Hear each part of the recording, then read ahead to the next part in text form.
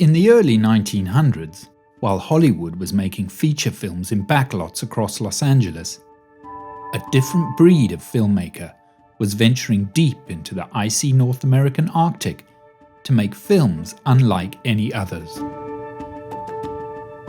Part director, part explorer, they set out to film Arctic tribes like the Inuit and Yupik for the first time.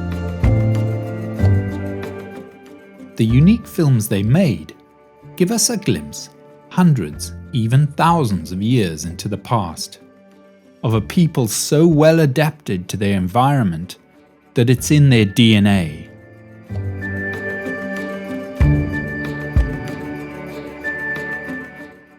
The ancestors of the modern Inuit are thought to have migrated from Central Asia after the Ice Age. They brought with them dogs, sleds, large boats, and sophisticated hunting equipment. They built shelters out of snow and ice and used traditional tools to make clothing, weapons, and art. Their way of life in the Arctic has been perfected over 1,000 years. And those filmmakers brought back something few had ever seen before.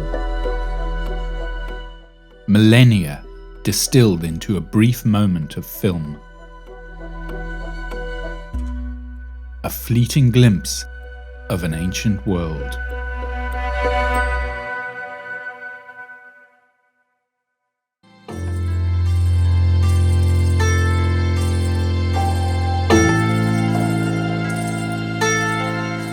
Just how big is the North American Arctic? End to end, it stretches 3,000 miles from western Alaska to eastern Greenland. It spans 3 territories and 9 time zones and reaches almost halfway across the world. The landscape changes slowly from the towering mountains of Alaska through endless tundra to the ice sheet of Greenland that is twice the size of Texas. The only constant across all of it is the cold. In winter, temperatures can get down to -90. The polar vortex, an immense low pressure swirling around the poles, means it's always windy. Winters are long and dark, and summers are short. The sun disappears below the horizon in November and won't be seen again for months. And yet, people have lived here for thousands of years. The Inuit, Yupik, and Inupiat are the original inhabitants of the North American Arctic. They evolved survival skills over centuries, allowing them to prosper in this harsh environment.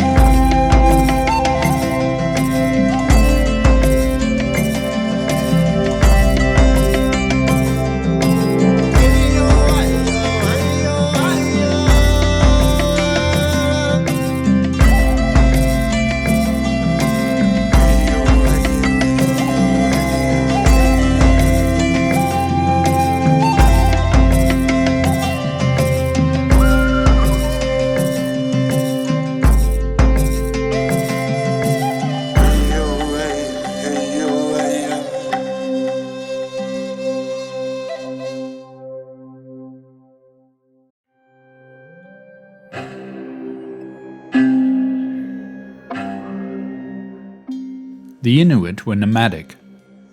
They travelled large distances to follow the yearly hunting and fishing cycle. In the summer, they lived near the coast, catching and storing fish, seals, walrus, and whales.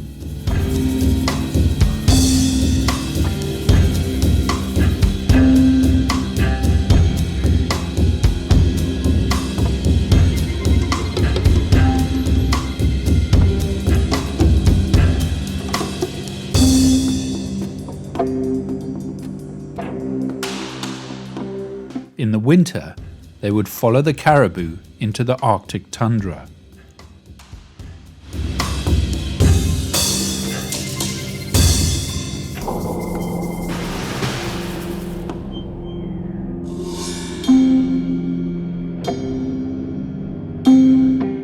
There are no trees in the Arctic and few edible plants, so the Inuit diet was almost entirely meat and fish.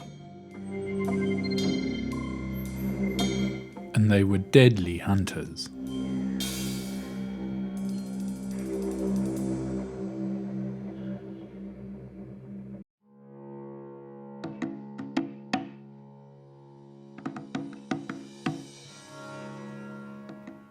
Inuit clothing not only had to be warm, but also waterproof and hard-wearing for the harsh Arctic conditions.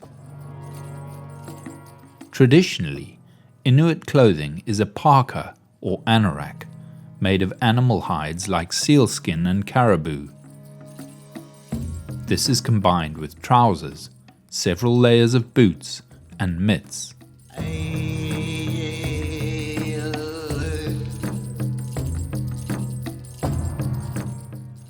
Mothers would also wear an amauti, a coat with an attached pouch for carrying babies on their back.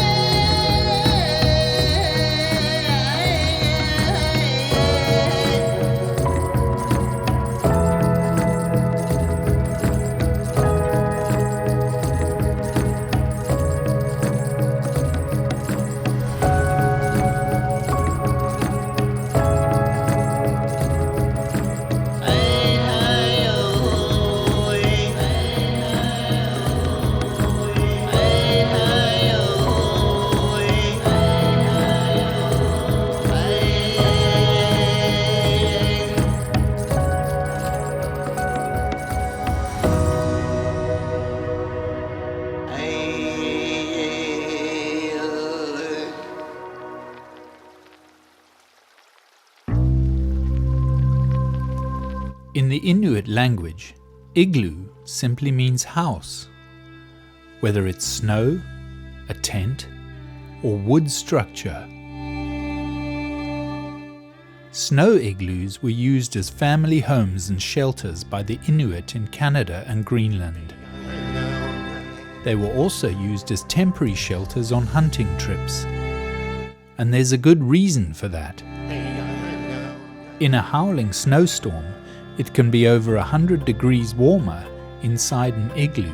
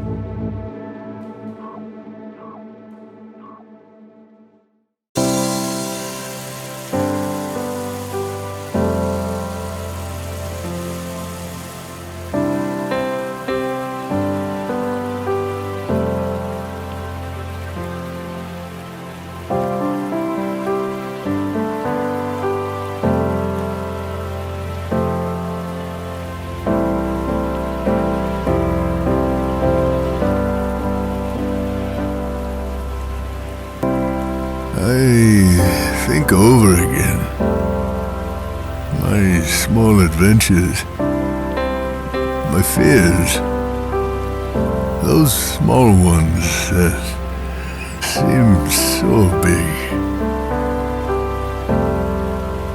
For all the vital things I had to get and to reach, and yet there is only one great thing,